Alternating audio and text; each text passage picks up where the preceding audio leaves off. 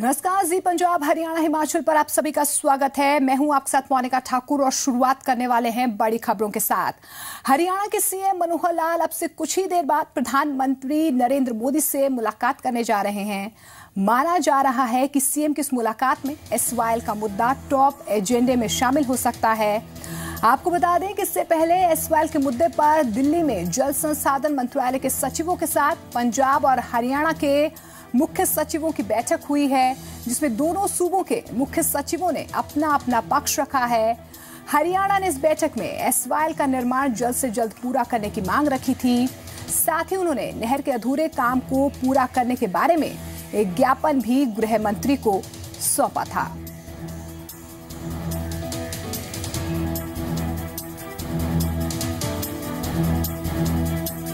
तो आपको बता दें कि आज मुख्यमंत्री मनोहर लाल कुछ ही देर बाद प्रधानमंत्री नरेंद्र मोदी से मुलाकात करने वाले हैं। मुलाकात के क्या कुछ मायने हैं, ज्यादा जानकारी के लिए नवजोत मेरे सहयोगी दिल्ली से मेरे साथ जुड़ गए हैं। नवजोत, कब तक ये मुलाकात होने वाली है और कितनी अहम इस मुलाकात को माने? जी मोनिका, ये मुलाकात कुछ ही देर में शुरू होने वाली है और तकरीबन सही समय इस मुलाकात का 6 बजे है। 6 बजे पीएम हाउस पे ही मनोहर लाल खट्टर मुख्यमंत्री हरियाणा वो उनको मिलेंगे नरेंद्र मोदी जी को। और इसमें बहुत सारे एजेंडे हैं इस बैठक में जो मीटिंग होने वाली है, लेकिन सबसे जो अहम मुद्दा माना जा रहा है वो एसवाईएल का है। हरियाणा उसी तरह से सुप्रीम कोर्ट की तरफ से यही मांग कर रहा है बार बार कि एसवाईएल को जल्द से जल्द उसका निर्माण करवाया जाए और उसके बाद ही पानी की कोई बात की जाएगी, लेकिन जो एसवाईएल का है निर्माण वो जल्द से जल्द हो सके। इससे पहले मैं आपको बता देना चाहूँगा कि जल संसाधन के सचिव की मौजूदगी में दोनों स्टेट्स के चीफ सेक्रेटरीज भी मिल चुके हैं, अपना अपना पक्ष रख चुके हैं। उस बैठक में पहले पंजाब का पक्ष लिया गया था और बाद में हरियाणा का पक्ष सुना गया था। हरियाणा में उस बैठक में भी यही बात की थी कि शीघ्र से शीघ्र एसवाईएल का निर्माण किया जाए और बाकी क्या होता है इस मीटिंग में वो मीटिंग होने के बाद ही सामने आ पाएगा। जी नवजोत, क्या एसवाईएल के मुद्दे के अलावा कुछ और मुद्दों पर भी बातचीत हो सकती है? जी बिल्कुल, और कई अन्य मुद्दे हैं, लेकिन सबसे अहम मुद्दा जो है वो एसवाईएल का ही माना जा रहा है अभी तक। जी नवजोत, इस बीच मुख्यमंत्री की तरफ से ये बयान भी आया था कि बाहर जो बातचीत होगी उसका कोई मतलब नहीं बनता है। सुप्रीम कोर्ट ने जो फैसला सुना दिया है उस पर ही कहीं ना कहीं अमल करना होगा। ऐसे में सचिवों की बैठक जो हुई है और मुख्यमंत्री की तरफ से ये जो बयान आया है, क्या कुछ बातचीत आज मुख्यमंत्री की तरफ से हो सकती है पीएम के सामने?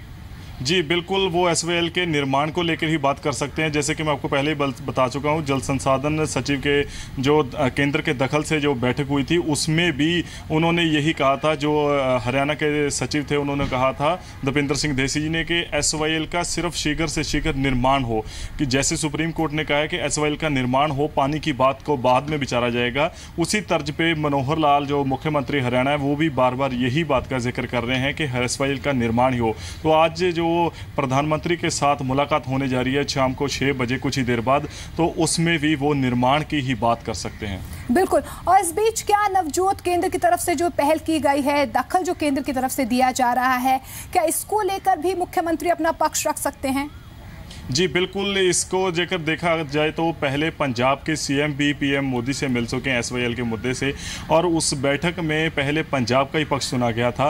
और जल संसाधन मंत्रालय की तरफ से जो सचिव थे उन्होंने ये भरोसा भी दिलाया था, कहा था कि पंजाब की जो भी दिक्कतें मजबूरियां हैं, जो पंजाब में हालात है पानी को लेके, उसके मद्देनजर रखते ही कोई फैसला लिया जाएगा। शुक्रिया नवजोत, फिलहाल इस तमाम जानकारी के लिए नजर आप रखिएगा, अपडेट आपसे साझा करते रहेंगे। तो आपको बता दें कि मुख्यमंत्री मनोहर लाल खट्टर कुछ ही देर बाद प्रधानमंत्री नरेंद्र मोदी से मुलाकात करने वाले हैं।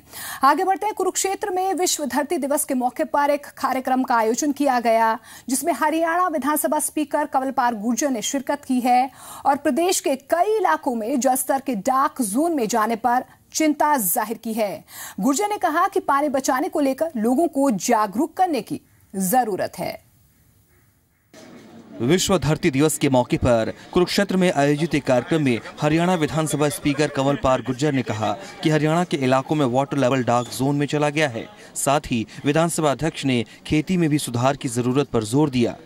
बहुत सा एरिया हरियाणा का ऐसा है जो डार्क जोन घोषित हो चुका है, जहाँ पर पानी 500-600 फुट तक नीचे चला गया है। तो अगर हम इसके और ध्यान नहीं देंगे तो बहुत गंभीर परिणाम हमें इसके भुगतने पड़ेंगे। अगर अचानक हम किसान को ये कहेंगे कि धान की वो फसल करता है जितने पानी की उसकी जरूरत होती है, अगर ऐसे कहेंगे तो उसकी समझ नहीं आएगी। लेकिन अगर हम समझाएंगे, उसको प्रोत्साहन देंगे, तो मैं समझता हूँ कि इस समस्या का समाधान किया जा सकता है।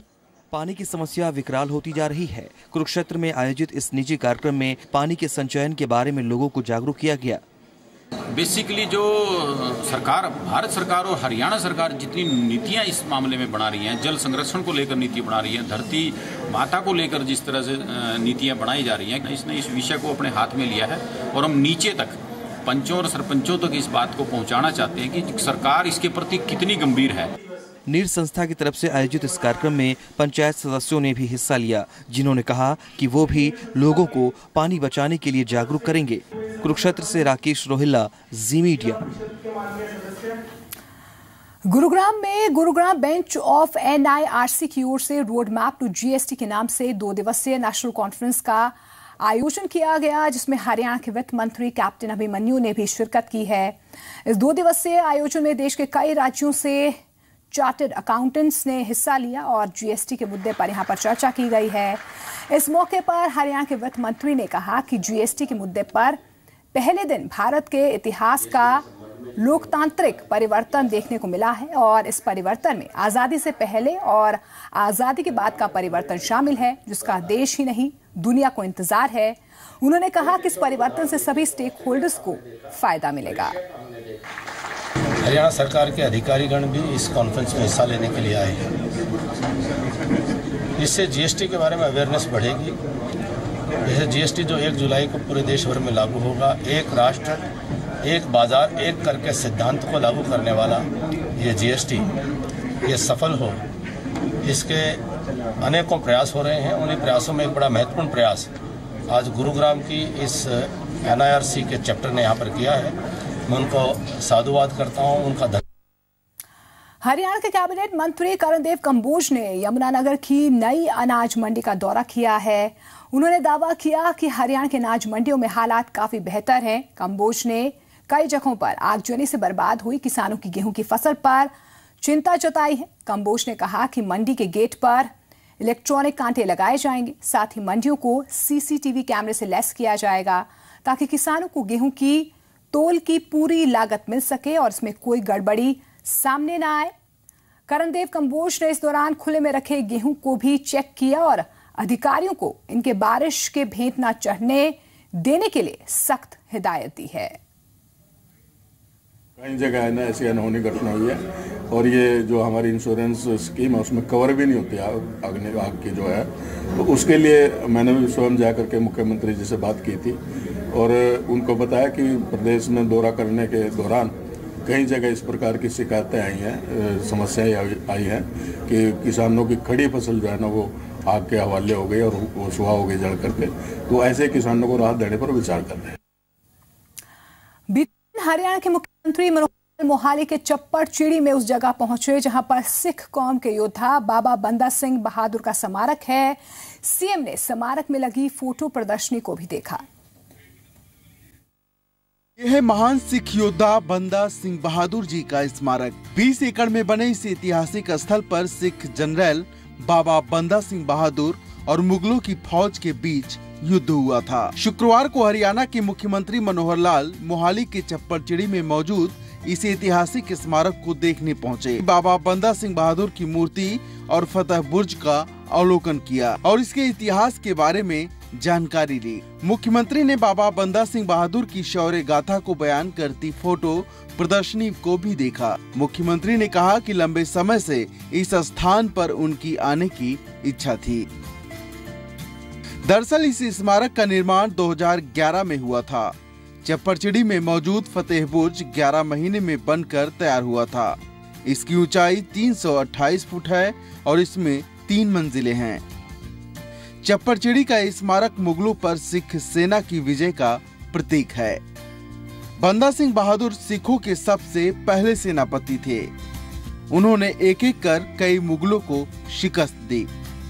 बाबा बंदा सिंह बहादुर ने 1710 में लोहागढ़ के किले को सिख कौम की राजधानी करार दिया था और अब हरियाणा सरकार यमुनानगर के लोहगढ़ साहिब को उनकी याद में विकसित करने की योजना बना रही है। कुलवीर दीवान, जी मीडिया, मोहाली। केंद्र सरकार के फैसले के बाद हरियाणा सरकार लाल बत्ती मुक्त हो चुकी है, लेकिन पंचकुला प्रशासन के कई अधिकारी अभी भी लाल बत्ती वाली गाड़ियों का इस्तेमाल कर रहे हैं। जब जी पंजाब हरियाणा हिमाचल ने इस पर सवाल उठाया तो अधिकारियों ने फौरन अपनी गाड़ियों से लाल बत्ती उतार दी। केंद्र सरकार की देश भर में लाल और नीली बत्तियों पर रोक का फैसला आधिकारिक तौर पर 1 मई से लागू होगा। हरियाणा के नेताओं ने तो अभी से ही इसका मुंह त्याग दिया है, लेकिन हरियाणा के प्रशासनिक अधिकारी शायद 1 मई से पहले तक लाल नीली बत्तियों का मुंह छोड़ने को तैयार नहीं है। केंद्र सरकार ने भले ही लाल और नीली बत्ती हटाने का फैसला ले लिया है, जिसके बाद बहुत सारे प्रदेशों की सरकार के मुख्यमंत्री तक की लाल बत्तियां जो हैं वो उतर गई हैं। हरियाणा की बात करें तो हरियाणा सरकार भी तकरीबन बत्ती रहित हो गई है, यानी कि मुख्यमंत्री से लेकर तमाम मंत्रियों की गाड़ियों की बत्तियां जो हैं वो उतर गई हैं। लेकिन बत्ती का प्रेम देखिए, अभी बहुत सारे ऑफिसर ऐसे हैं, बहुत सारे अधिकारी ऐसे हैं जिनकी गाड़ियों पर अभी भी बत्तियां लगी हुई हैं। बगल की बात करें तो ये डीसी की गाड़ी है, डीसी पंचकुला, इनकी गाड़ी पर आप लाल बत्ती अभी देख सकते हैं। अधिकारियों की गाड़ियों पर लगी बत्तियों की तस्वीरें जब कैमरे में कैद हुई तो पहले तो बड़े साहबों ने कुछ बोलने से इनकार किया, लेकिन जल्दी ही अपनी वाहनों से बत्तियां उतरवाने लगे। पंचकुला प्रशासन के अधिकारियों की गाड़ियों पर लगी लाल बत्तियों का जायजा लिया था और ये डीसी की गाड़ी है जिस पर लाल बत्ती अभी तक लगी हुई थी। और जैसे ही हमने ये शूट करके इन अधिकारियों से बात की तो उसके बाद ये नींद जो है वो टूटी और आप अभी देख सकते हैं कि जो बत्ती है, रेड लाइट है, वो उतार ली गई है। यदि सिटी मजिस्ट्रेट की गाड़ी की बात करें तो आप यहाँ पे ये भी देख सकते हैं कि सिटी मजिस्ट्रेट की गाड़ी की बत्ती भी उतर चुकी है। हमने इन दोनों अधिकारियों से जानना चाहा था कि अभी तक लाल बत्ती का प्रेम उनका गया नहीं है, लेकिन जैसे ही हम बात करके बाहर निकलते हैं तो इन गाड़ियों की बत्तियां जो हैं गुल हो गई हैं, यानी उतार ली गई हैं। हालांकि इसी कार्यक्रम में कुछ अधिकारी बत्ती लगे वाहनों में पहुंचे तो वहीं हरियाणा के कई सीनियर अधिकारी और मंत्री बिना बत्ती लगे वाहनों में ही पहुंचे। कुलवीर दीवान, जी मीडिया, चंडीगढ़।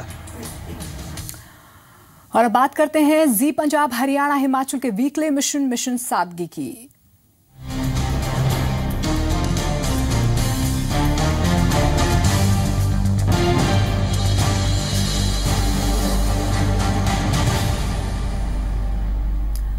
स्टेटस सिंबल बन चुकी लाल और नीली बत्ती के दिन अब लग चुके हैं। केंद्र सरकार ने वीआईपी कल्चर को खत्म करने का फैसला लिया तो हर किसी ने मोदी सरकार की तारीफ की है, लेकिन सवाल यह है कि वीआईपी के साथ चलने वाली भारी भरकम काफिले का क्या होगा, क्योंकि यही काफिला सड़कों पर लोगों के लिए मुसीबत बनता है।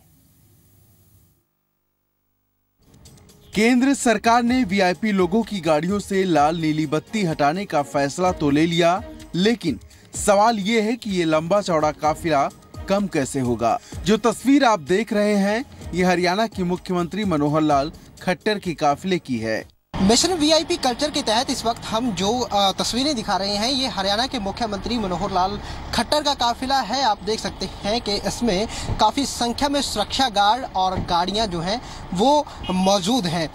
हालांकि मुख्यमंत्री मनोहर लाल सादगी पसंद इंसान हैं। वो मेट्रो में सफर करते हैं, ट्रेन के जरिए दिल्ली जाते हैं और चंडीगढ़ आते हैं। खुद उन्होंने सीएम बनने के बाद अपने काफिले में कटौती की थी, लेकिन बावजूद इसके सीएम का काफिला काफी बड़ा है। हालांकि मुख्यमंत्री मनोहर लाल खट्टर ने मुख्यमंत्री का पद संभालने के बाद अपनी सुरक्षा में और काफिले में काफी ज्यादा कटौती की थी, लेकिन उसके बावजूद भी काफिला आप देख सकते हैं, यानी जिधर से भी ये काफिला जाता है वीआईपी का वहीं जाम लग जाता है, कहीं ना कहीं लोगों को परेशानी होती है। पब्लिक भी मानती है कि वीआईपी लोगों को लंबे चौड़े काफिले कभी कभी उनके लिए परेशानी का सबब बन जाते हैं। आम जनता में पता नहीं चलेगा कौन जा रहा है, लेकिन जो काफिले चलते हैं उससे बहुत लोगों को परेशानी होती है। जगह जगह जाम लग जाता है, हर जगह एक के साथ 10-10 उसकी सिक्योरिटी गार्ड की गाड़ियाँ होती हैं। कोई बीमार है, कोई हॉस्पिटल जा रहा है या किसी एम्बुलेंस में जा रहा है, उनको भी रोक दिया जाता है, लेकिन पहले वीआईपी कल्चर को जाने दिया जाता है। तो सवाल केवल लाल बत्ती का नहीं बल्कि उस भारी भरकम काफिले का भी है जो हर वक्त वीवीआईपी के साथ चलता है, और यही काफिला सड़क पर लोगों के लिए मुसीबत बनता है। फिलहाल केंद्र सरकार ने एक पहल की है कि वीआईपी कल्चर को खत्म किया जाए, और क्या इस तरह के काफिलों में भी कोई कटौती होगी या ये काफिले भी कुछ छोटे होंगे, यह भी देखना होगा।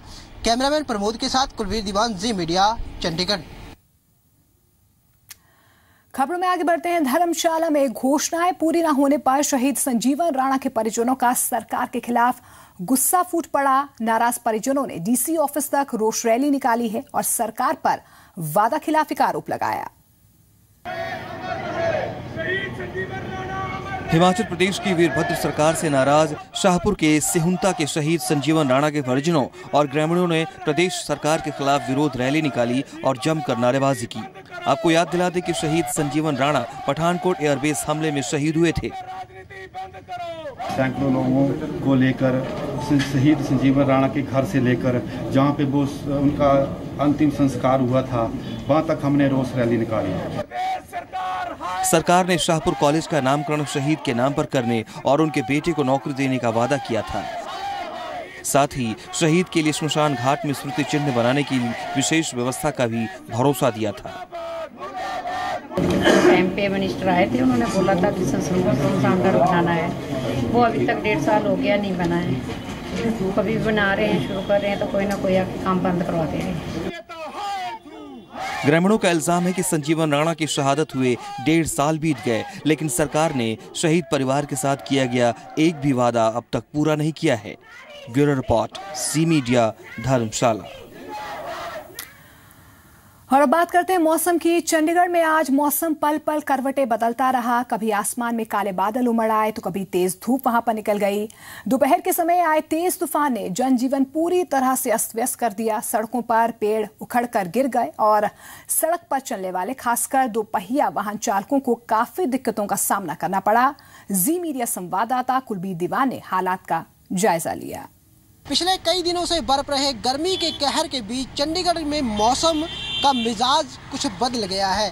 चंडीगढ़ में आज धूल भरी आंधी चल रही है। आप यहां देख सकते हैं, ये एक सड़क का नज़ारा है जहां पर आप देख सकते हैं कि धूल भरी आंधी से खास तौर पर 2 पहिया वाहन चालक जो हैं उनको काफ़ी ज़्यादा परेशानी झेलनी पड़ रही है और ख़ास तौर पर वो लोग जो पैदल चल रहे हैं।